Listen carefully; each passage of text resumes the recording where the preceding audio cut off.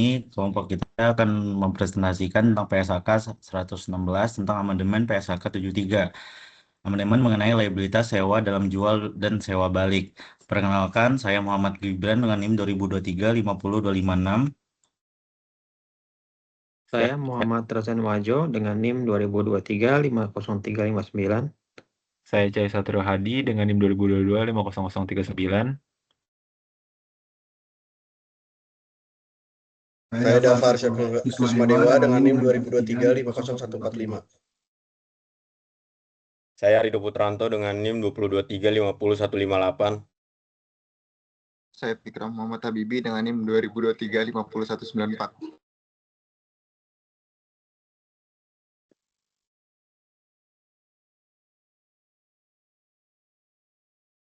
Baik, kita mulai pembahasan inti mengenai definisi itu sendiri. Secara umum, sewa merupakan suatu perjanjian di mana pihak lesor atau pihak yang menyewakan memberikan hak kepada lisi atau pihak penyewa untuk menggunakan suatu aset. Hak ini penggunaannya berlaku selama periode waktu yang telah disepakati bersama. Jadi, esensi dari transaksi ini adalah perpindahan hak guna dari penyewa kepada pesewa dalam jangka waktu tertentu. Next.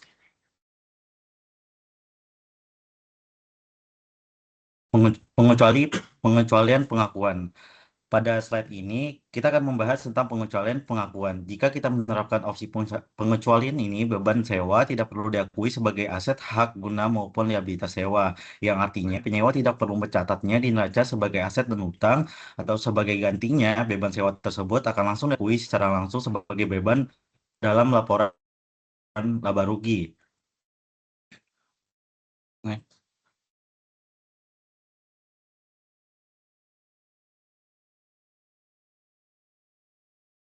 Selanjutnya, identifikasi sewa. Masuk ke slide keempat ini, kita akan membahas identifikasi sewa. Bagaimana kita akan mengidentifikasi bahwa suatu kontrak mengandung unsur sewa. Suatu kontrak merupakan atau mengandung sewa jika kontrak tersebut memberikan hak untuk mengendalikan penggunaan aset identifikasi selama jangka waktu untuk dipertukarkan dengan imbalan, sebagaimana diatur dalam peraturan PSAK. Ada dua poin penting yang perlu kita garis bawahi di sini. Yang pertama, jangka waktu yang dapat dideskripsikan sebagai jumlah penggunaan aset, misalnya dihitung berdasarkan unit produksi yang dihasilkan. Yang kedua adalah imbalan, yang dimana imbalan ini yang dibayarkan atau diberikan penyewa kepada pesewa atas hak pengenalan penggunaan aset yang diperoleh. Next.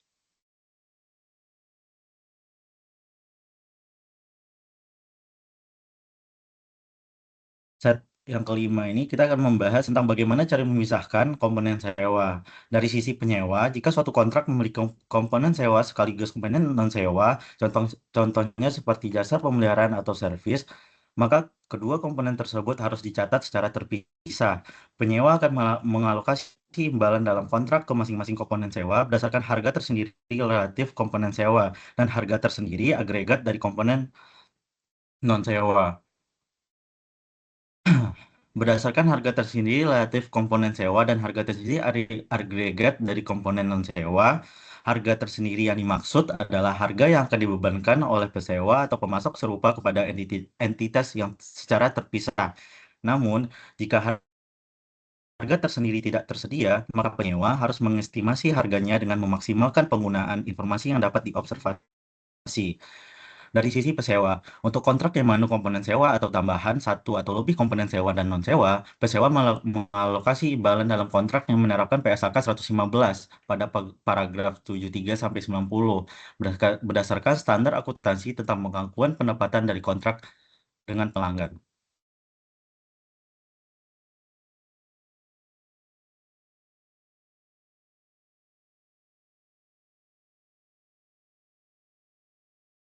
Kemudian, kita akan membahas perubahan masa sewa. Entitas merevisi masa sewa jika terdapat perubahan dalam periode sewa yang tidak dapat dibatalkan. Yang pertama, ada penyewa mengeksekusi opsi yang sebelumnya tidak termasuk dalam penentuan masa sewa. Yang kedua, penyewa tidak mengeksekusi opsi yang sebelumnya termasuk dalam penentuan masa sewa. Yang ketiga, kondisi yang membuat penyewa wajib memperpanjangkan sewa. Dan yang keempat, ada kondisi yang membuat penyewa tidak bisa memperpanjang sewa. Next. Biaya perolehan aset hak guna. Jumlah pengukuran awal liabilitas sewa, total nilai pembayaran sewa yang akan dilakukan selama masa sewa. Pada tanggal permulaan, penyewa mengukur liabilitas sewa pada nilai kini pembayaran sewa yang belum dibayar pada tanggal tersebut. Pembayaran sewa yang dilakukan pada atau sebelum tanggal permulaan dikurangi dengan insentif sewa yang diterima. Biaya langsung awal yang dikeluarkan oleh penyewa, yaitu seperti biaya notaris, biaya komisi, agen, dan lain sebagainya. Kemudian ada estimasi biaya yang akan dikeluarkan oleh penyewa dalam membongkar dan memindahkan aset pendasar. Next. Kemudian pembayaran sewa meliputi yang pertama itu ada pembayaran tetap. Pembayaran tetap yaitu termasuk pembayaran tetap secara substansi sebagaimana dideskripsikan dalam paragraf PP 42 dan dikurangi dengan piutang insentif sewa. Yang kedua itu ada pembayaran sewa variabel berdasarkan indeks atau suku bunga. Pembayaran ini adalah pembayaran sewa yang bisa berubah-ubah tergantung indeks harga seperti inflasi atau suku bunga acuan, misalnya seperti BI rate. Tapi pada awal kontrak jumlahnya dihitung berdasarkan nilai indeks suku bunga saat itu. Next. Kemudian ada jumlah yang diperkirakan akan dibayarkan oleh penyewa dalam jaminan nilai residual. Yang pertama ada harga eksekusi opsi beli. Jika dalam kontraknya penyewa punya opsi untuk membeli aset di akhir masa sewa dan penyewa cukup pasti akan mengambil opsi itu, maka harga beli itu juga dihitung sebagai bagian dari total pembayaran. Yang kedua ada penalti karena menghentikan sewa lebih awal. Kalau penyewa diperkirakan akan menghentikan sewa lebih cepat dan atau ada denda atau penalti karena itu, maka jumlah dendanya juga harus dimasukkan dalam total pembayaran sewa.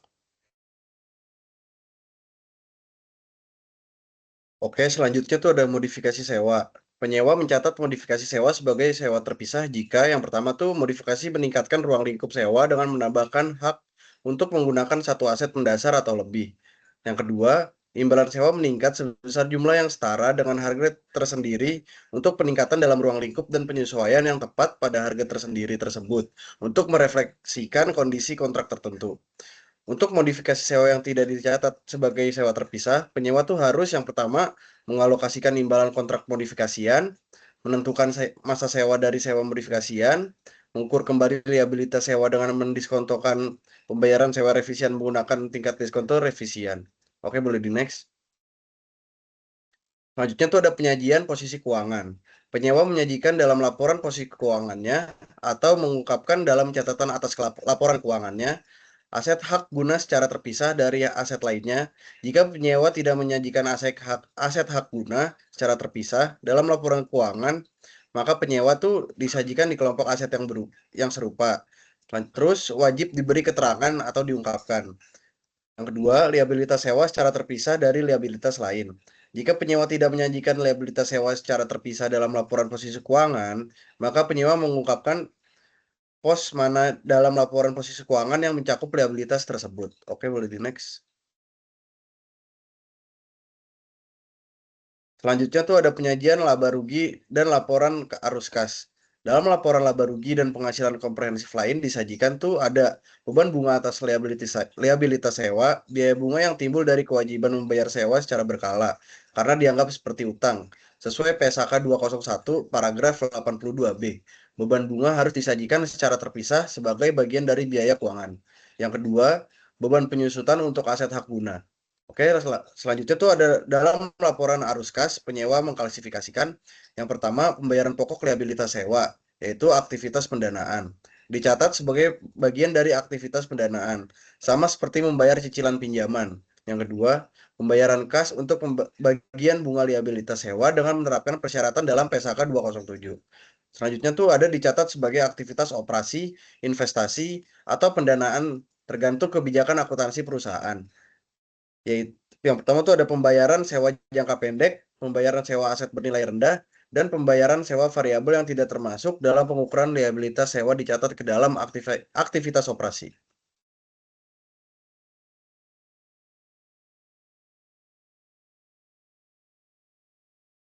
Oke, selanjutnya saya akan menjelaskan tentang klasifikasi sewa ya.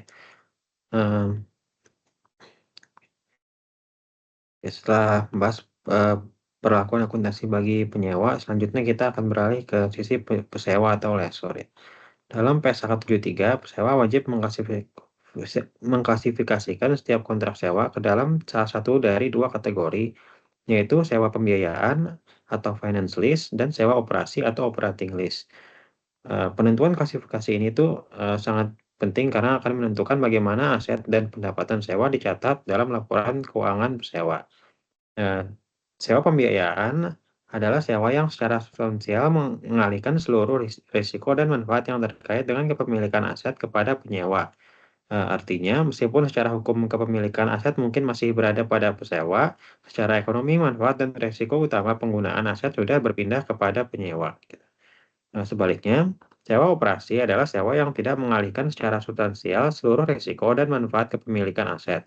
Dalam kondisi ini, sewa tetap menanggung sebagian besar risiko dan manfaat yang terkait dengan aset tersebut.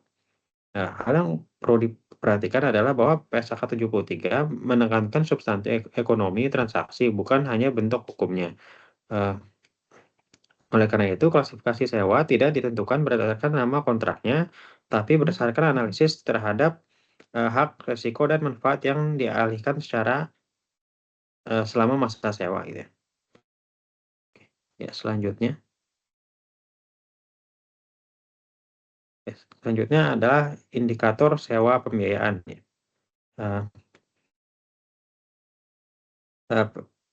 PSAK 73 menjelaskan bahwa klasifikasi sewa bergantung pada substansi transaksi dan bukan hanya berbentuk kontrak. Oleh karena itu, terdapat beberapa kondisi yang secara individual maupun gabungan dapat menunjukkan bahwa suatu sewa merupakan sewa pembiayaan. Indikator pertama adalah apabila kepemilikan aset berpindah kepada penyewa pada akhir masa sewa.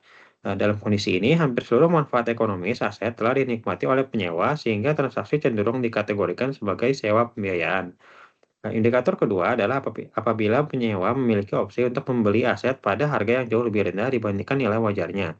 Karena harga tersebut sangat menguntungkan, penyewa hampir pasti akan menggunakan opsi tersebut ketika masa sewa berakhir. Indikator ketiga adalah apabila masa sewa mencakup sebagian besar umur ekonomis aset. Meskipun hak kepemilikan tidak berpindah, penyewa telah menggunakan aset selama hampir seluruh masa manfaat ekonominya. Indikator yang keempat adalah apabila nilai kini pembayaran sewa mencakup secara substansial seluruh nilai wajar aset pada saat kontrak dimulai.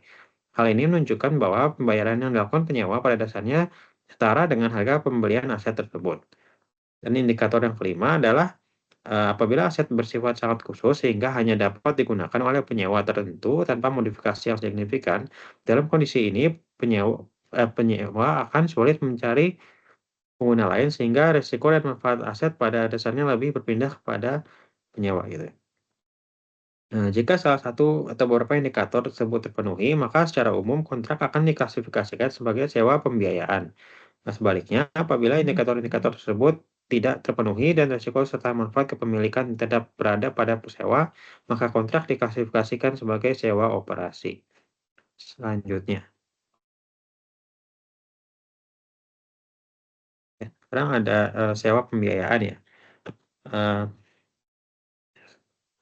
Sewa pembiayaan terbagi menjadi dibagi menjadi pengakuan dan pengukuran awal. Pada tanggal permulaan, pesewa mengakui aset yang dimiliki dalam sewa pembiayaan dalam laporan posisi keuangan dan menyajikannya sebagai piutang pada jumlah yang sama dengan investasi neto sewa. Dan proses pengukuran awalnya adalah yang pertama, pesewa menggunakan suku bunga implisit dalam sewa untuk mengukur investasi neto sewa. Jika suku bunga implisit dalam subsewa tidak dapat ditentukan, maka pesewa antara dapat menggunakan tingkat diskonto yang digunakan dalam sewa utama, yaitu dengan disesuaikan dengan biaya langsung awal yang terkait dengan subsewa untuk mengukur investasi neto dalam subsewa. Biaya langsung awal selain yang ditimbulkan oleh pesewa, pabrikan atau dealer dimasukkan dalam pengukuran awal investasi neto sewa dan mengurangi jumlah penghasilan yang diakui sepanjang masa sewa. Oke.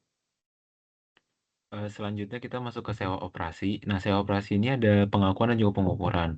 Nah, poin pertama itu pesewa mengakui pembayaran sewa dari si sewa operasinya itu sebagai penghasilan dengan dasar garis lurus atau dasar sistematik lain. Nah, si pesewa ini menerapkan dasar sistematik yang lain jika dasar tersebut lebih mempresentasikan pola manfaat dari penggunaan aset pendasar yang menurun. Yang kedua itu pesewa mengakui biaya termasuk penyusutan yang timbul dalam pendapatan penghasilan sewa sebagai beban.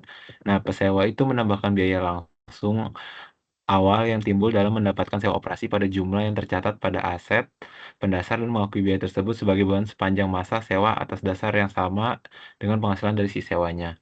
Lalu yang poin keempat itu adalah kebijakan penyusutan aset atas dasar pendasar yang dapat disusutkan untuk sewa operasi konsisten dengan kebijakan penyusutan normal pesewa untuk aset serupa dengan ketentuan sesuai PSAK 219 dan juga 238. Dan yang poin kelima itu adalah pesewa menerapkan PSAK 236, itu adalah penurunan nilai aset untuk menentukan apakah aset mendasar untuk sewa operasi mengalami penurunan nilai.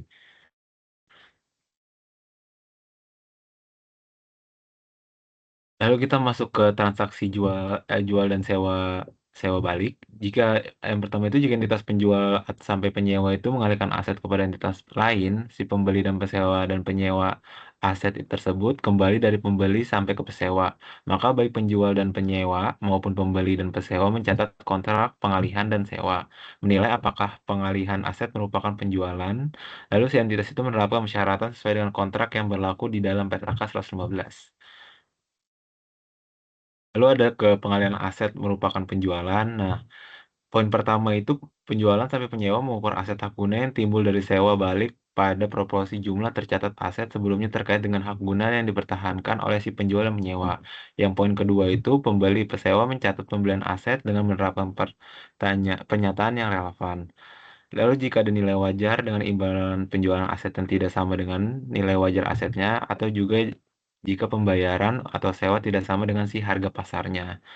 Nah, yang pertama itu jika di bawah harga pasar maka dicatat sebagai pembayaran sewa dibayar di muka. Dan yang kedua itu jika di atas harga pasar maka dicatat sebagai tambahan biaya yang diberikan oleh si pembeli atau sampai ke pesewa.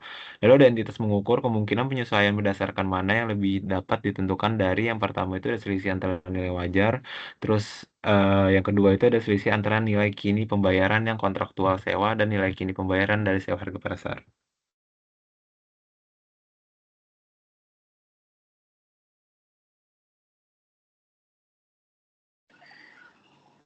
Oke, baik. Selanjutnya kita masuk ke contoh kasus. Nah, di sini contoh kasus pengalihan aset merupakan penjualan. Nah, pada tanggal 1 Juli 2023, PTA membuat perjanjian dengan PTB untuk menjual pabriknya seharga 7 miliar. Ada nilai wajarnya. Nah, pada tanggal tersebut, nilai buku pabrik adalah 6 miliar. PTB langsung menyewakan kembali pabrik tersebut pada PTA dengan masa sewa adalah 6 tahun. Sedangkan masa manfaat pabrik adalah 8 tahun. Setelah dievaluasi, pengalihan aset ini memenuhi kriteria sebagai penjualan. Pembayaran sewa tahunan mulai dibayar pada 30 Juni 2024. Yaitu sebesar 1 miliar 400 juta. Dan nilai sisa pabrik di akhir masa sewa yang seluruhnya dijamin adalah 1 miliar.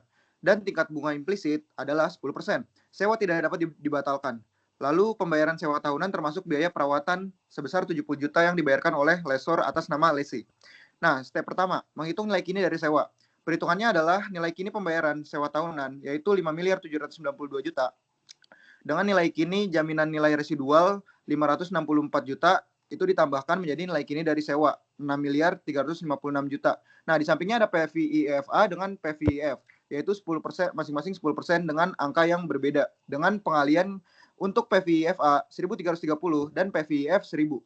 Next. Nah, untuk step mundur. Untuk step kedua, menghitung presentasi hak guna yang dipertahankan. Nah, ini dengan cara nilai kini dari sewa dibagi dengan nilai wajar aset, yaitu sebesar 6 miliar 356 juta dibagi dengan 7 juta, sama dengan 90,80%. Lalu step ketiga, menghitung hak guna yang dipertahankan.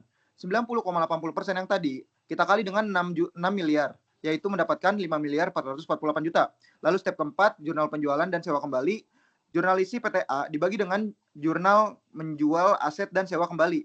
Lalu, jadi jurnal isi untuk PTA itu dengan cash di debit 7 miliar, lalu aset hak guna 5 miliar 448 juta, dan di kredit ada pabrik, liabilitas sewa, keuntungan penjualan dengan masing-masing 6 miliar untuk pabrik, 6.356 juta untuk liabilitas sewa, dan 92 juta untuk keuntungan penjualan. Lalu untuk jurnal lesor PTB, jurnal pembeliannya di debit ada aset tetap sebesar 7 miliar, lalu ada kas di kredit sebesar 7 miliar juga.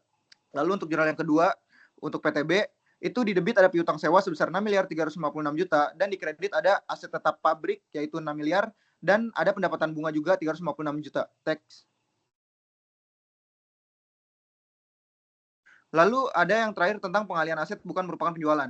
Jika pengalihan aset oleh penjual penyewa tidak memenuhi persyaratan dalam PSAK 115, pendapatan dari kontrak dengan pelanggan untuk dicatat sebagai penjualan aset, maka penjual penyewa melanjutkan pengakuan aset alihan dan mengakui liabilitas keuangan sebesar hasil pengalihan. Lalu yang kedua, pembeli pesewa tidak mengakui aset alihan dan mengakui aset keuangan sebesar hasil pengalihan. Nah, untuk contoh, PT Alfa dengan penjual penyewa menjual gedung ke PT Beta sebagai pembeli pesewa dengan senilai 5 miliar. Lalu gedung tersebut langsung disewa kembali oleh PT Alfa untuk masa 5 tahun. Namun, dalam perjanjian tercantum bahwa PT Alfa memiliki opsi beli kembali di akhir sewa seharga pasar. Nah, karena kontrol belum berpindah secara substantif, maka tidak memenuhi syarat sebagai penjualan, tercantum dalam PSAK 115. Dengan jurnal penjual, penyewa, di debit ada kas 5 miliar, dan di kredit ada liabilitas sewa sebesar 5 miliar juga. Lalu untuk jurnal pembeli pesewa, di debit ada piutang sewa sebesar 5 miliar dan kasnya 5 miliar juga. Oke, sekian presentasi dari kelompok kami. Kurang lebihnya mohon maaf. Selamat siang.